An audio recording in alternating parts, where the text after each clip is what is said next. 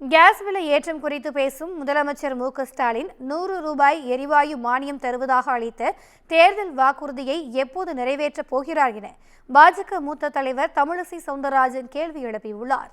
சென்னை நங்கநல்லூரில் செய்தியாளர்களிடம் பேசிய அவர், விஜய்க்கு ஏமாற்ற தெரியும், அரசியல் தெரியாது என விமர்சித்தார். அண்ணன் ஸ்டாலின் அவர்கள் தனது வாக்குறுதியாக, தேர்தல் வாக்குறுதியாக 100 ரூபாய் மானியம் கொடுக்கிறேன் என்று சொன்னார். இன்று ஏறக்குறை 4 ஆண்டுகளை கலந்துவிட்டது, 33 மாதங்கள் கலந்துவிட்டது. ஆக நீங்கள் 3300 கடன் வைத்திருக்கிறீர்கள் தமிழக மக்களிடம். இதை என்று கொடுக்க போகிறீர்கள்? வயிறு எரியுதுன்னு சொல்றீங்களே, அந்த 100 ரூபாய் எங்கே? அதனால் அந்த சார் எங்கே என்று கேட்டு, அந்த கார் எங்கே என்று கேட்டு, அந்த தியாகி யார் என்று கேட்டு, இங்கே எங்கே அந்த 100 ரூபாய் அப்படின்னு கேட்குற நிலைமையில் தமிழக மக்கள் இருந்து கொண்டு இருக்கிறார்கள்.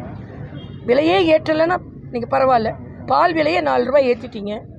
அழும் குழந்தைகளுக்கு அப்போ வயிற்றில் என்ன பால் வார்த்தீர்களா? எதை வார்த்தீர்கள்? பால் விலையை ஏற்றி. மின்சார கட்டணம் ஏறிவிட்டது, வீட்டு வரி, தண்ணீர் வரி ஏறிவிட்டது.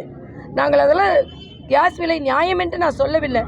ஆனால் இந்த சர்வதேச சந்தையில் 62% மேல் ஏறியதனால் மிக குறைந்த அளவில் ஏற்றப்பட்டிருக்கிறது. ஆனாலும் பாரதிய ஜனதா கட்சியை சார்ந்த, மகளிரை சார்ந்த நாங்கள் எல்லாம் பெட்ரோலிய அமைச்சருக்கு இந்த 50 ரூபா கூட வேண்டாம் அப்படின்ட்டு நாங்கள் எழுதலாம் என்று இருக்கிறோம்.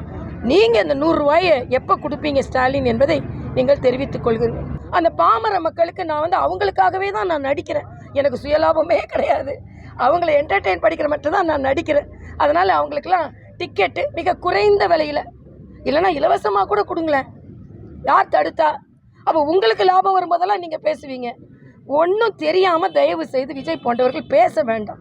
நீங்கள் பிளாக்ல டிக்கெட் விற்றீங்க, சினிமா டிக்கெட்டை உயர்த்தி விற்றீங்க, சினிமாக்குள்ள பாப்கார்னை கூட உயர்த்தி தான் வைத்தீங்க. அரசியல் காலம் விஜய்க்கு ஒன்றும் தெரியலன்னு சொல்ல வரீங்களா மேடம்? நிச்சயமா விஜய்க்கு ஒன்றும் தெரியல, அரசியல் காலத்தில் விஜய்க்கு ஒன்றும் தெரியல. ஒன்றும் தெரியல நான் சொல்லலை. சினிமாவில் நடிக்க தெரியும், அவ்வளோதான். வசனம் பேச தெரியும், டான்ஸ் ஆட தெரியும், ஏமாற்றவும் தெரியும்.